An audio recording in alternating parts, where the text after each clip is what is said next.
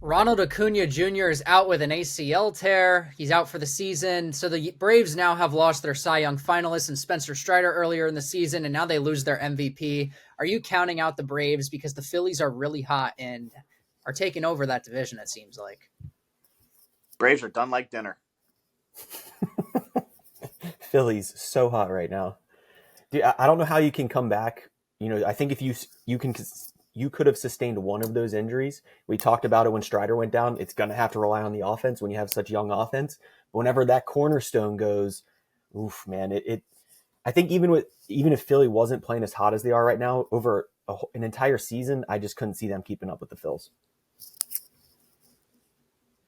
Yeah, I feel like Acuna's had a really been very unlucky with his injuries. Is he heading down that Ken Griffey Jr. path, like road of greatness, but was always affected by injuries? I mean, he is only 26, but this is his second ACL tear.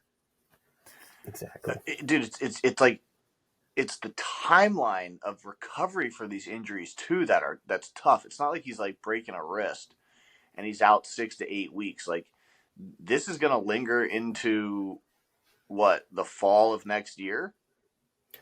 No, not quite. An ACL turnaround, it used to be like 12, 14, 16 months. But, you've seen guys come back in 10, 11, 12 months. So you're probably looking at starting the missing spring training and maybe getting close to like a month into the year before he comes back.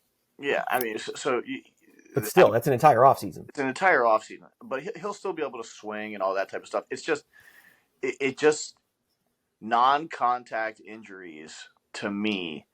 Like, obviously, the second you see it, and I think everyone knew, including himself. Yep.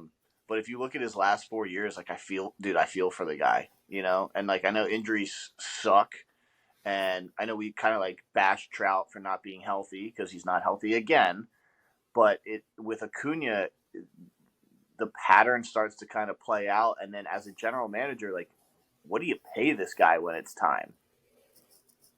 It's a great point. And I don't know if it's the same knee or if they were different knees, but they were different. I mean, that's worrisome. You're starting to wonder about, just genetically, is there something wrong with his other ligaments around the ACL that's making the ACL weak? Because I think the one a couple years ago, wasn't it running down a fly ball at the wall? Yeah, he jumped and he jumped and just landed funny. This one's kind of the same thing. He's taking his secondary off second and just steps funny. It's not like Pittsburgh has bad turf or anything like that. It's just a freak injury again. Now, I'm no expert on ACL injuries, but obviously this is going to be his second one. Will he have a 2025 season similar to that 2022 season where he was still recovering from the ACL injury, or is there now a learning curve to this? Because ACL injuries are known for hitters losing their power within their legs, and it usually takes about a year after they're playing. So if you look at his 2022 stats, he only had 15 home runs. He came back in 2023, hit over 40 home runs, and won the MVP. Do you think in 25 it's going to be the same thing, that lack of power there, or is there like a learning curve here now? He might have to reinvent himself as a hitter. I don't see that being an issue for him, though. I think he's extremely talented, and I think he's able to generate power regardless of what he has. But it's a very realistic possibility that the power numbers go down. The only thing I can say is like, can you argue the left knee, like the plant knee, as opposed to like the right knee? Like, could you argue that? Like, if the left knee's strong, he's collapsing on that side anyway. So, and I would have to look at his swing. His right foot probably comes off the ground. Therefore, there's probably not there's not that much stress on that knee. But you're definitely going to see the stolen bases go down. Yeah, you'd have to think, and it's kind of the silver lining to it. Like, he's kind of done this before. He's rehabbed from an ACL and come back and won an MVP. So you kind of hope that he regains those that power and those numbers, because he truly is one of the best players in baseball when he's healthy. It's worrisome to me. I don't think he's going to replicate that type of power again. Double ACL surgeries in less than 4 years' time. That's tough, man. And in 2 years? You said he's 26. He'll be 28. Yeah. Yeah, and I really start to think about, are the Braves going to maybe transition to him into a DH, which is crazy to think about because you have Austin Riley there, you have Matt Olson, who you have locked up, both of those guys. And those are guys probably geared to be more DHs in the future of their career. But you have someone like Acuna and he's just always Yeah. getting hurt, and it's maybe, I don't want to say a Byron Buxton situation because I don't think he's like that not durable like a Byron Buxton, Yeah, not but quite. do you put him in that DH spot to try to avoid injuries, kind of like the Yankees have done with Giancarlo Stanton? It would be unfortunate if that's the case we get to. I mean, it just reminds me of Trout. Every time Trout's healthy, they throw him in the outfield. Like every I time. feel like you almost have to. I feel like you have to. If it's two of the same injuries in that short period of time, you feel like you have to kind of start limiting those reps and limiting the possibility of doing it. This one was worrisome on the base pass because even if you're a DH, you still got to get on base and run the bases. That one was worrisome. Which, Deepaul, you kind of brought up an interesting point about if there is like a history with this. So I'm going through his injury timeline. He has suffered sprains in his knee ligaments in the past. That sprains make the ligaments more elastic, which means that it's more prone to tearing or to moving in a place that it shouldn't be. Just like whenever you keep rolling your ankle, you're going to be more prone to rolling your ankle, you know? Yeah, like everything I'm reading here, like every like other injury is like a knee thing. Yeah, didn't he? I remember, did he like hyperextend his knee one time too? Like it was Yeah, something gnarly I remember seeing. Yeah, it didn't tear anything, but it like hyperextended funny. yeah, he might have.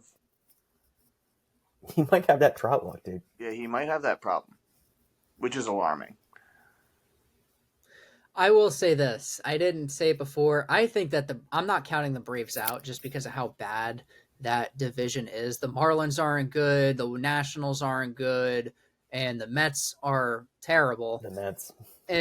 So I'm not completely counting them out. Do I think they win the division? No. I don't think I said that they would win the division. I would have to go back and look, but I don't think I even said they would win the division when I He thought took they the had it. Phils. Yeah, I was going to say, I'm pretty sure I took the Phillies regardless, but I don't think they win the division. I can see them sneaking in a wild card spot, though, just because their offense is so good. However, if they lose another guy like a Matt Olson, they lose Michael Harris Jr., or they lose somebody like a Albies. Matt Olson, and Albies for the entire season, then I'd say it's wrapped up. Dude, the only reason why, let me backtrack because I said the Braves were done like dinner. And I think that in terms of the division, they are done. As for the wild card, there's two teams right now through 54, 57 games, which doesn't matter. 50, so we just call it 56 on an average of how many these teams have played. Out of all the teams competing for a wild card spot, only two have a positive run differential. The Braves at plus 38 and the Padres at plus 5. Everybody else is in the red. So when you like start looking at the teams competing for a wild card, it is like the definition of mediocrity. So like, yeah, they may sneak in just because they have more talent than the Cardinals, the Cubs, the Nationals, the Pirates, the Giants. You know what I mean? And then those other teams aren't exactly like striking fear into your opponent, really. Yeah. No, and obviously the bottom three teams in the NL are horrendous. And I'm sure we're going to talk about the good old Mets here in a second.